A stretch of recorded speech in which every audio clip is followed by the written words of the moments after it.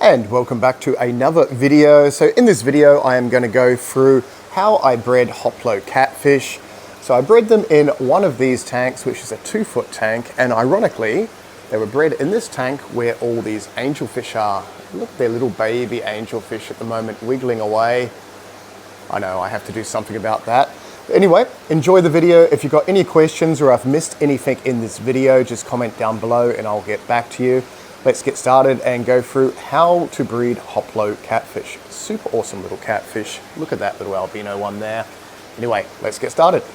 Okay, so I'll go through quite a few things in this video, but the main thing you want to do once you've got a male and female Hoplo catfish, and I'll explain the difference later, is you want to condition them on a lot of meaty foods. So frozen foods like brine shrimp, bloodworm, etc, etc.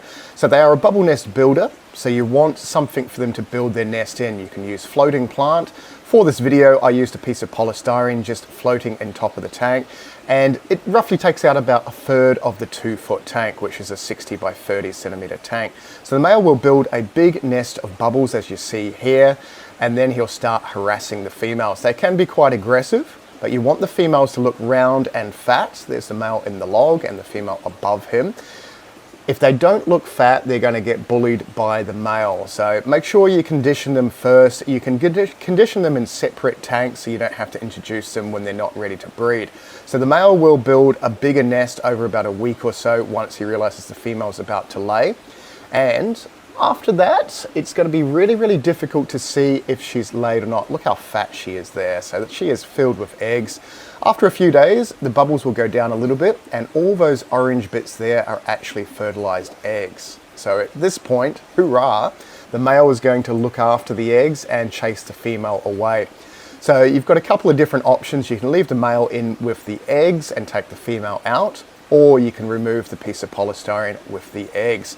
So super important that your water quality is exactly the same in the tank that you move the eggs to than where you're taking them out. So if it's a bigger tank, obviously a little bit bigger than a 2-foot tank, you want to use exactly the same water out of the bigger tank into a smaller tank and move the eggs into that. But that is what the eggs look like. Really, really awesome. So they're fertilized. You can tell by that little tiny dark speck in each of those eggs. So these eggs at this point are about 2 or 3 days old. It's going to take roughly about a week, depending on your temperature and all sorts of other factors, for them to start to hatch. So I've just placed them in another 2-foot tank here. So exactly the same water quality because it's on a system. And yeah, as they hatch, they're just going to slowly drop to the bottom of the tank. Now, the problem is when they do hatch, they are super, super small. So this little Hoplo catfish here is about a week old and it is tiny. It's really hard to explain how small these are, but that's not sand on the bottom. That is baby brine shrimp eggs. Yeah, that's small. Those little bits of seaweed are tiny bits of subwassatang, and that is actually the silicon in the corner of the tank. Very small little catfish, but after about a week, they actually look like Hoplo catfish. So about a week later, I've got them in little tiny tubs. They are now eating newly hatched baby brine shrimp. You can get them on stuff like all your sort of pelleted foods crushed up, and you can even use the high protein powders like your Hikari First Bites. But you want them to look like they've got a little fat belly continuously. So being a baby fish, obviously they need a lot of protein, a lot of food, and if they miss out on the food, they'll start to get a little bit skinny and you'll get quite a few drop off.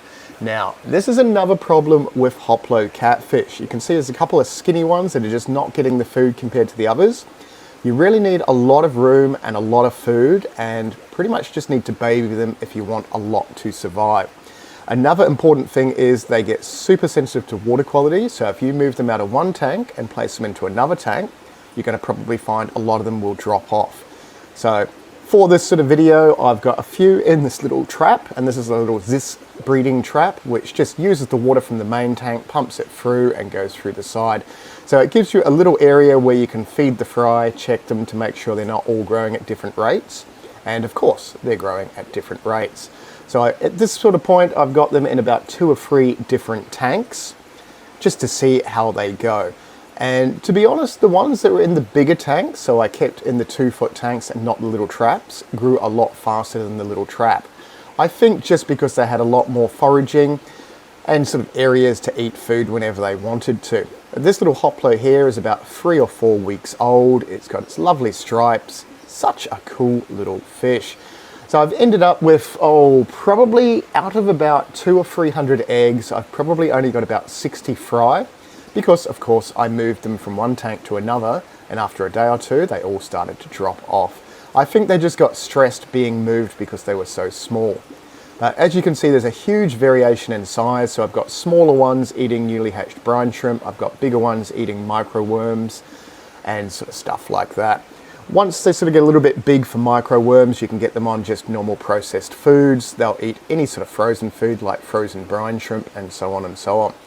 Now, with your water quality, to spawn them, you spawn them the same as you would with tetras. So you want to alter the water chemistry. So you want to alter the GH, which is the general hardness of the water, and you want to bring the pH down. So mine spawned at about 6.6, 6.5. The water temperature was about 23, 24 degrees. And the TDS was pretty low, so under 100. On average, it was about 60 to 80 TDS. And I was using 2/3 RO water with a high mineral tap water to give you a rough idea. So they do tend to spawn after a rain, so atmospheric pressure's got a lot to do with triggering them to build a big bubble nest as well. I was hoping to spawn them a couple of times before I uploaded this video, but I've only spawned them once so far. As you saw in the start of the video, I've used their tank to breed some angelfish instead of these guys, but I've got them conditioning in a bigger 6-foot tank at the moment. So once they're conditioned again, I'll breed them. And I am growing up some nice albino Hoplo catfish, which are really, really awesome, by the way. And I'll show you some of those just at the end of this video as well. And hopefully I'll have them breeding in about a year. So the parents of these Hoplos were about 12 months, 14 months old when I bred them. And that was from getting them at like 3 to 4 centimeter fry, to give you an idea. So very easy to breed, bubble nest builders. The only problem you're going to get is the males can get super aggressive to the females. So if the males want to breed and the females don't want to breed, you're going to have a big issue with that. And the males can do a lot of damage to the girls. So the simple setup that I used was just a hollow log, a bit of subwassatang, which is like a freshwater seaweed, some floating plants, which I'm pretty sure I used a mixture of duckweed and Amazon frogbit, and just a normal sponge filter. So the whole system is all running in one. So I've got 12 2-foot tanks on a sump, but for breeding them, I turned the sump off, obviously, because yeah, otherwise eggs and fry and stuff like that, if I miss them, are gonna go through the overflow. But all these fry that you see in this little tub now are eating micro worms, and yeah, generally looking pretty awesome. I have not seen baby Hoplo catfish before, and they look so much better than the adults. Look at the awesome pattern of this. Wouldn't it be awesome if they stayed this lovely, lovely pattern? But again, they are a super, super nice fish. And I'm sure I've missed lots and lots of things out in this video, but very, very simple. You want to condition them. You want to place them into a tank with a suitable breeding area, which is just the polystyrene up the top. And yeah, just sort of take note of when they lay eggs so you can sort that out so they don't eat their own eggs. But as I was saying just before, these are the albino Hoplo catfish. How lovely are they? So not like a normal albino that just is one mostly plain color. These are kind of weird. They've got like a brown pigmentation in them. So maybe they're a caramel albino. I'm not entirely sure. Lovely fish. This group of 4 I've been growing up for the last sort of month or 2. Now you can see males and females. That's a male there. See, like the dorsal fin is a little bit bigger, and the pectoral fins, the little side fins, have got that orange sort of sheen to them. They're a little bit thicker than the girls. So that is a girl, that is a boy. Let me bring one round. There you go. So that is a girl there with the smaller pectoral fins, and the boys have got the buffier fins. So ideally you want 1 or 2 girls per boy.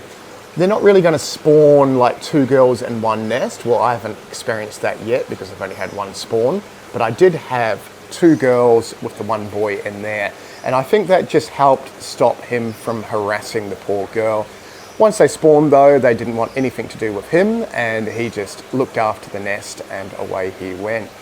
Hopefully you learned something from this video. If you've got any questions, and I'm sure I do apologize for missing whatever I've missed out of this video, but if you comment down below, I can go through a little bit more detail and condition them, what foods I've used and stuff like that. And actually, I didn't use any frozen foods. If I can find my pellets. Oh, Okay, it's not that one, but I've been using Vitalis pellets. And where is my container? Let me see my container. There it is. No, that's not it. Oh well. And if you did enjoy this video, click the thumbs up so I know that'll help the wonderful algorithm on YouTube. Yes, it's so much fun.